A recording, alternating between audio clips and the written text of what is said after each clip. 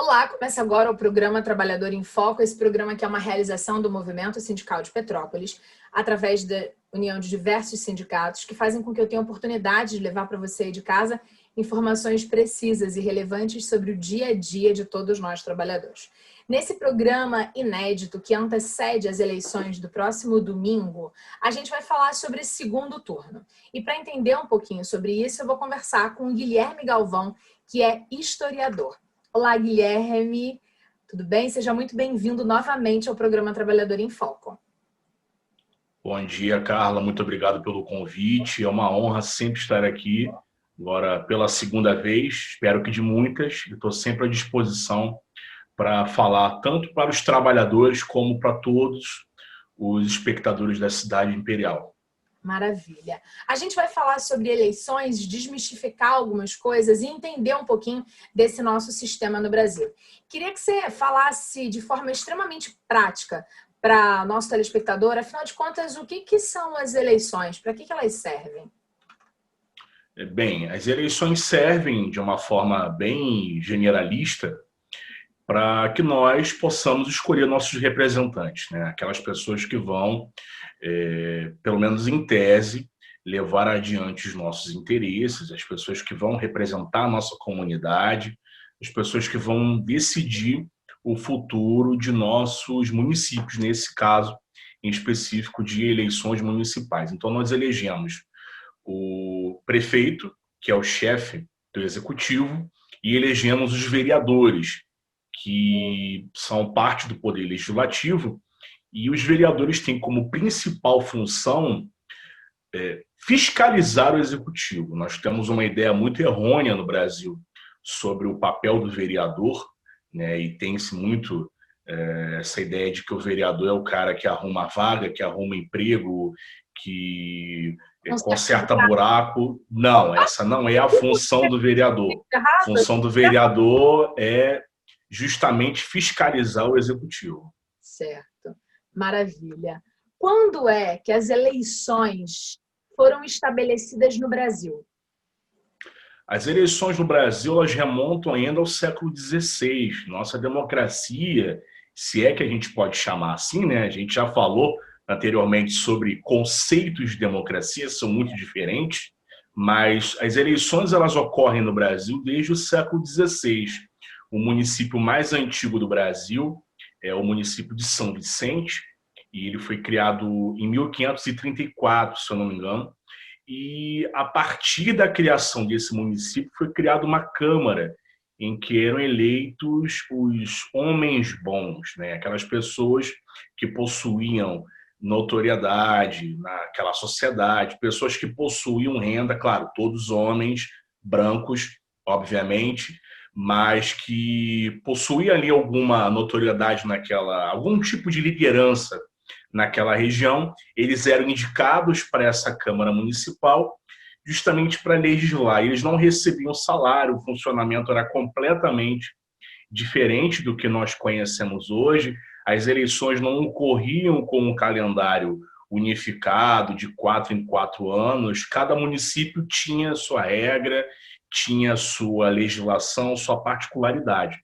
Mas nós podemos dizer que o Brasil tem eleições municipais desde o século XVI, muito antes, por exemplo, da criação dos Estados Unidos, né, de começar o processo eleitoral democrático nos Estados Unidos, isso que nós conhecemos hoje, nós já tínhamos eleição no Brasil. Que fantástico! Vou assumir publicamente que eu não sabia disso. Achei que a resposta ia ser outra totalmente diferente. E aí, na verdade, vem uma pergunta extremamente racional, mas extremamente curiosa dessa jornalista que vos fala. A gente segue algum modelo de quais nações que a gente copiou esse modelo inicial e aí depois, com o passar do tempo, o modelo que a gente tem agora nos anos, desde a nova democracia, digamos assim? Sim, a gente copiou, por sermos uma colônia de Portugal, nós copiamos o modelo português, né? A instituição de uma vila, a cidade, ela era instituída como cidade, como nós conhecemos hoje, a partir da criação das vilas, né? e nós copiamos esse modelo português, em que era eleito um conselho, uma Câmara Municipal, e não existia a figura do prefeito, como nós temos hoje. Uhum. Em muitos municípios, quem exercia essa figura do prefeito, de como era chamado o intendente, em alguns casos, era justamente o presidente da Câmara, como é hoje em Portugal. Ainda hoje o modelo é assim, é eleito um conselho municipal, a Câmara Municipal, e em muitos casos o presidente da Câmara é de fato, exerce as funções de prefeito municipal, né? Isso passou por muitas transformações ao longo dos anos, né? O direito de voto, a organização de partidos políticos, não existiam partidos políticos naquela época. O modelo que nós temos hoje, ele vem a partir de 85, com o início da Nova República, né, o fim da ditadura militar, quando o Tancredo Neves é eleito presidente. Então, nós passamos por uma série de transformações a partir dali, e isso foi consolidado na Constituinte de 88. Então, essa organização política eleitoral que nós temos passou por algumas regulamentações em 95, em 97, agora recentemente em 2015, 16, mas o modelo que nós temos ele é muito recente ainda e ele passa por um processo de aperfeiçoamento, de amadurecimento. Por isso que, claro, nós temos muitas falhas no nosso processo, mas se nós olharmos ao longo de toda a história da humanidade e olharmos para a democracia brasileira, que só tem 35 anos, isso aí é um espaço de alguns segundos, né, dispersos aí no tempo. A democracia brasileira consegue ser mais nova ainda do que eu. E olha que eu me acho uma adolescente. Então vamos combinar que esse novo é bem novinho de verdade. Né? E a Constituição de 88 também é mais nova do que eu. Eu sou 3 meses mais velha apenas do que a Constituição. Não é assim, né? A gente está mesmo num processo de formação desse nosso país. Agora, uma questão que a gente fala e percebe que é nova, é razoavelmente nova, é a questão da reeleição. A reeleição não entrou lá em 1988, é mais novinha, não é isso? A reeleição ela surge em 97. Até então ela não existia, no caso, reeleição para cargos executivos. Exato. A gente pode ressaltar isso. A reeleição para cargos legislativos ela é indefinida. Por isso que Nós tivemos casos... deputados que ficam 20 e tantos anos lá... 20 por baixo. 20 por baixo. Isso, 20 e tantos anos lá dentro, criando um nome para depois virar um nome bonito para um cargo executivo. Mais ou menos isso, né? Mas então, para os cargos executivos, que são esses de grande poder, digamos assim, né? Que tem a faca e o queijo na mão, aí a gente no Brasil só pode fazer a reeleição uma vez, não é isso? Exatamente. Em 97 foi aprovada a emenda constitucional durante o governo Fernando Henrique, que possibilitou, inclusive, a sua reeleição. Era interesse dele essa aprovação, no meio de muita polêmica, muita confusão, mas foi aprovada a reeleição para prefeitos, governadores e presidente da República. No caso de legisladores, né, senadores, deputados e vereadores, a reeleição ela já existia e até hoje ela é uma reeleição indefinida. Nós tivemos casos aí no Congresso Nacional de parlamentares que alcançaram 10 mandatos, né? Isso significa 40 anos de mandatos, em alguns casos até ininterruptos. Um exemplo aqui do Rio de Janeiro era o deputado Miro Teixeira, que era considerado, né, o decano do Congresso, da Câmara dos Deputados, justamente por isso. Ele exercia mandatos, ele saiu agora em 2018, quando se candidatou ao Senado, e ele exercia mandatos desde a década de 70. E nós tivemos também um outro caso, que era do ex-presidente da Câmara, o Henrique Eduardo Alves, que também exerceu mandatos por mais ou menos o mesmo período, 10 ou 11 mandatos de deputado federal pelo Rio Grande do Norte. Perfeito. Quando a gente está falando de reeleição, a gente também tem uma questão que você falou. Só pode ser 2 mandatos. Então, 4 anos mais 4 anos. Mas se a gente for comparar a eleição com uma amarelinha, a gente pode dizer que a pessoa pode ficar 4 anos, mais 4 anos, aí ela pula 4 anos e pode voltar de novo para tentar mais 4 anos e mais 4 anos, até chegar no céu da amarelinha. É mais ou menos isso? É mais ou menos isso. Eu posso te dar até um exemplo prático para ilustrar para aquela pessoa que está nos assistindo agora. A minha família é de uma cidade no interior do Ceará chamada Varjota. E essa eleição foi uma eleição bem típica desse exemplo que você deu. Tivemos uma prefeita anteriormente que ela ficou durante 8 anos no mandato. Quando esses 8 anos acabaram, ela indicou uma sucessora e essa sucessora ficou apenas este mandato. E nesta eleição, a prefeita anterior tentou voltar, só que ela não teve sucesso. Um candidato de oposição foi eleito no lugar dela, mas o grupo político ficou à frente da prefeitura do município durante 12 anos. Isso acontece em muitos municípios. E a gente pensa que isso ocorre apenas em municípios pequenos, no interior, não. Em grandes cidades isso acontece, inclusive Petrópolis, em determinado momento, quase que isso ocorreu. Ali nos anos 2000, isso por pouco não ocorreu. O prefeito que saiu depois, ele retornou depois dos 4 anos, não conseguiu fazer seu sucessor, mas em muitos municípios isso acontece. Ele cumpre 8 anos de mandato, consegue eleger seu sucessor, depois ele retorna para o mandato para ficar mais 8 anos. A partir de hoje, você, historiador, vai passar a dizer que é o mandato amarelinha, né? Que pula. É uma expressão interessante, que, inclusive, eu vou dizer que fui eu que criei. Dando continuidade a esse nosso entendimento sobre essas questões, uma das questões que a gente está vivenciando agora, né, que é tão importante de pensar, é a questão do segundo turno. Eu queria que você explicasse quando o segundo turno foi instituído, qual é a importância dele, para a gente entender que as eleições que vão, essa nova votação, as eleições que a gente está vivendo agora, no próximo domingo, são de fato uma continuação, são relevantes, é importante que a gente permaneça, que a gente frequente, que a gente vá lá fazer o nosso voto novamente. Você tocou num aspecto que é muito importante do segundo turno. E muitas pessoas não conseguem entender isso. E a própria Constituição de 88, quando ela institui a figura do segundo turno, ela não justifica.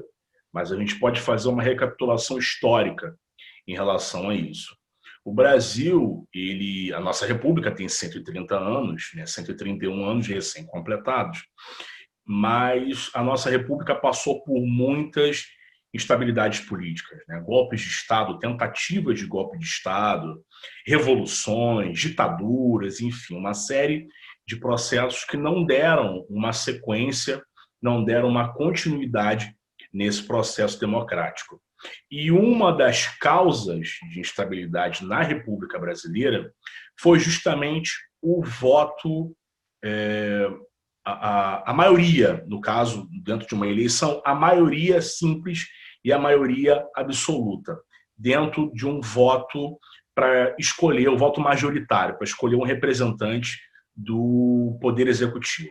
Nós tivemos na década de 50, principalmente no ano de 50 e em 55, 2 eleições que foram muito marcantes para que nós tenhamos um entendimento sobre isso. Em 1950, o presidente Getúlio Vargas ele retornou à presidência da República através do voto direto. Ele ocupou antes, entre 30 e 45, mas num outro processo, um processo revolucionário, depois uma escolha a partir de um colégio eleitoral e depois veio o golpe de Estado Novo em 37. Então, nós tivemos 3 momentos distintos. Em 50, ele retorna para a presidência através do voto direto. E uma das acusações de ilegitimidade por parte de seus opositores foi justamente o fato de Getúlio Vargas não ter alcançado a maioria absoluta, ou seja, 50 mais 1. Ele alcançou a maioria simples naquela eleição. E, claro, as regras da época não obrigavam, não previam isso, que ele tivesse uma maioria absoluta.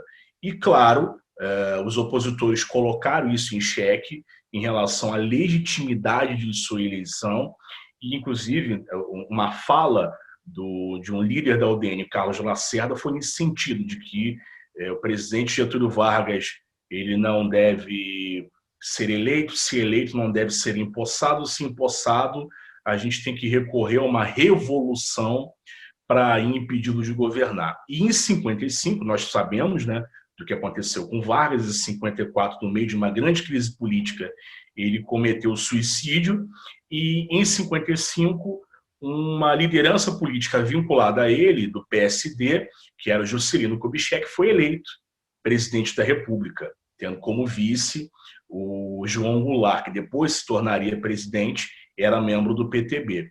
E vieram também novas acusações sobre isso. Primeiro, dele não ter alcançado a maioria absoluta, que não era previsto em lei. Como isso não colou na época, fizeram um cálculo esdrúxulo, para não dizer outra coisa, de que ele deveria ter descontado dos seus votos a votação que os comunistas tiveram na eleição de 45. O Partido Comunista ele foi legalizado em 45, em 47 ele teve seu registro cassado, e aí houve a acusação de que, supostamente, Juscelino Kubitschek teria apoio dos comunistas, e por causa disso deveriam, dentro desse cálculo, tirar os votos, da votação dele, os votos que os comunistas tiveram. E aí ele ficaria em segundo lugar, enfim, uma coisa muito louca, e houve uma conspiração para que ele não tomasse posse, e nós tivemos um caso inédito no Brasil, que foi um golpe de Estado, um contragolpe para garantir a Constituição. É um caso assim que o Brasil pode dar aula desses casos, né, que parece que só existem aqui, é o caso Jabuticaba, né? Só existe no Brasil. Então, o Marechal Henrique Lott, era ministro da Guerra na época, ele deu um golpe de Estado para que a Constituição fosse cumprida e o Juscelino Kubitschek fosse empossado em 1956. Então, só para nós termos alguns exemplos históricos em relação à questão do voto da maioria, no caso, da maioria absoluta, na eleição para presidentes, prefeitos e governadores. E aí, na Constituição de 88, dentro desse grande histórico de estabilidade que nós tivemos, é criada a figura do segundo turno. Ou seja, aquele candidato que ele não alcançar 50% mais um, e aí pode ser um décimo, um milésimo, um centésimo, 50,00001, ele já é eleito no primeiro turno. Se ele não alcançar essa votação, é realizado, no caso, no segundo turno. Mas nós temos alguns casos específicos no Brasil. Foi criada uma regra, um limite, de que apenas cidades que têm mais de 200 mil habitantes, elas podem realizar um segundo turno. Qual a explicação para isso?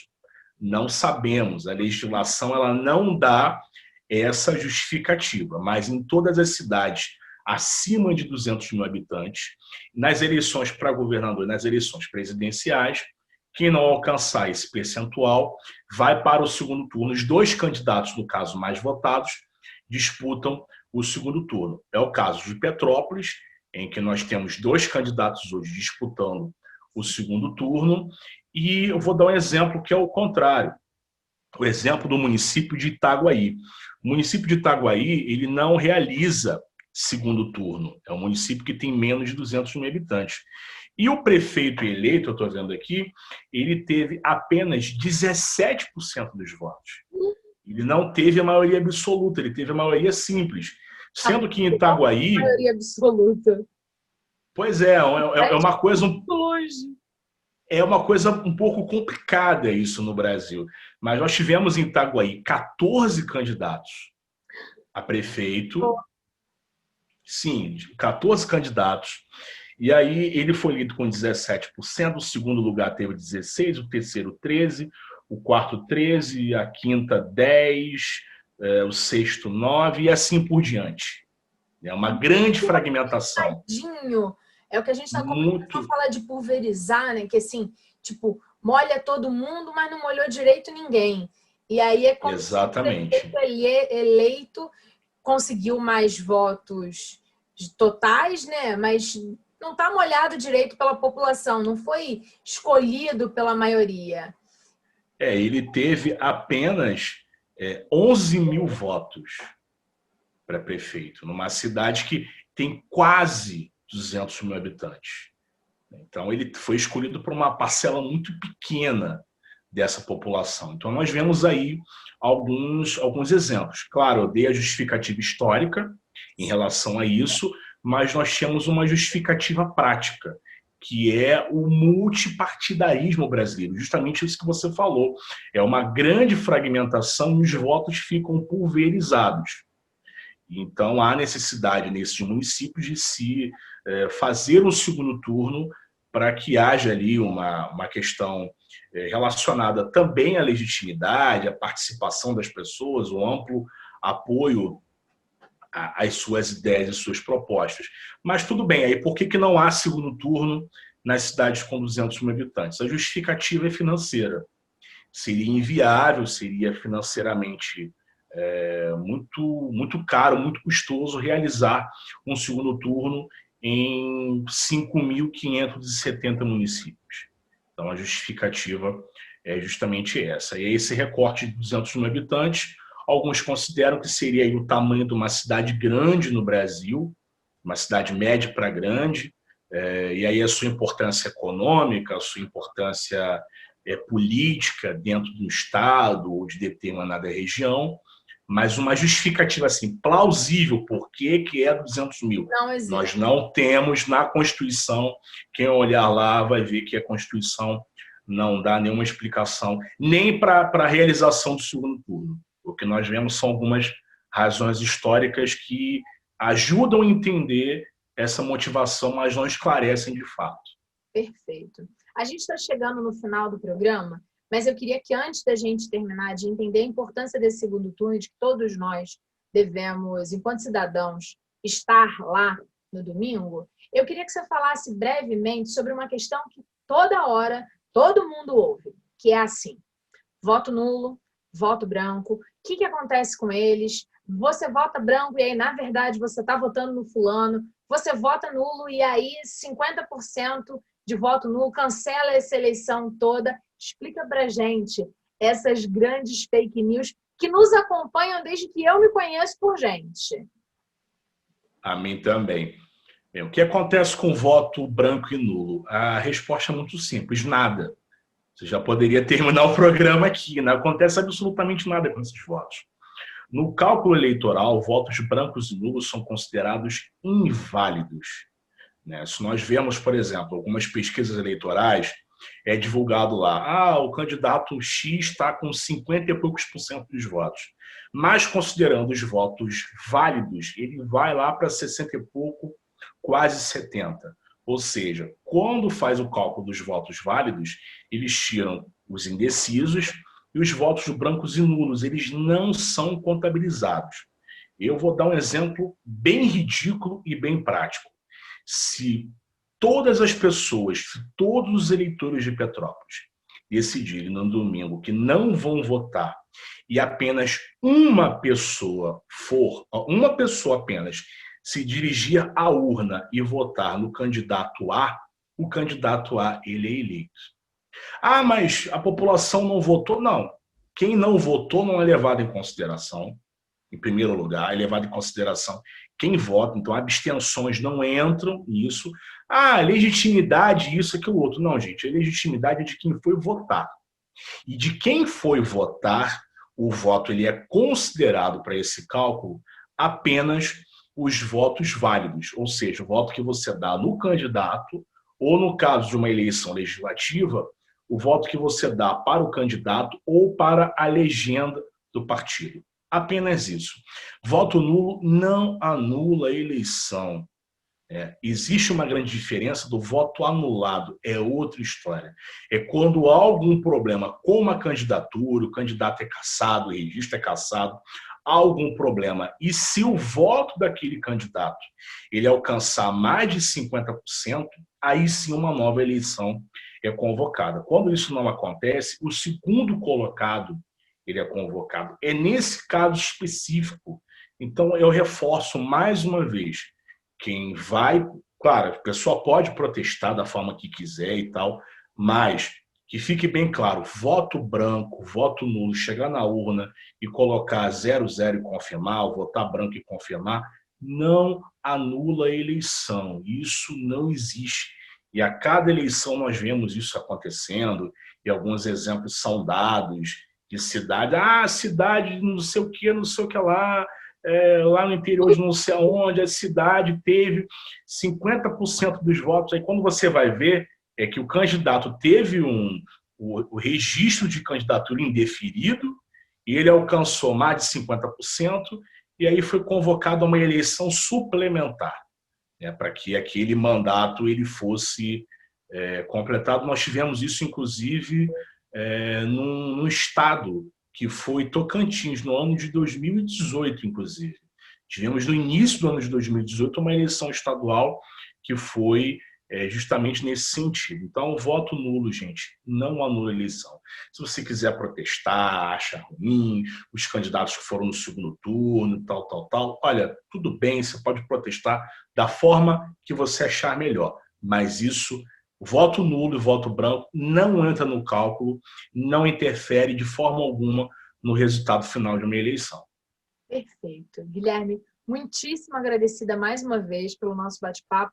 Foi extremamente educativo, digamos assim. Espero que o nosso telespectador tenha aprendido tanto quanto eu no programa de hoje e fique certo de que em breve a gente volta a se falar, porque a gente tem muita coisa para falar sobre democracia, eleições e esse mundo que às vezes a gente não entende direito. Obrigada de verdade. Eu que agradeço pelo convite mais uma vez, Carla. Quero deixar meu abraço aí para todos os trabalhadores de Petrópolis, todas aquelas pessoas que prestigiam esse programa e que no domingo a gente possa aí, enfim, escolher os melhores representantes para guiar os nossos municípios, para guiar, tomar as decisões, né, pela gente, e que a gente vote e escolha esses representantes de forma consciente. Meu abraço a todos e até a próxima. Obrigada. Obrigada a você de casa que ficou com a gente. A gente volta em breve com um novo programa Trabalhador em Foco. Um abraço grande e até lá. Tchau, tchau.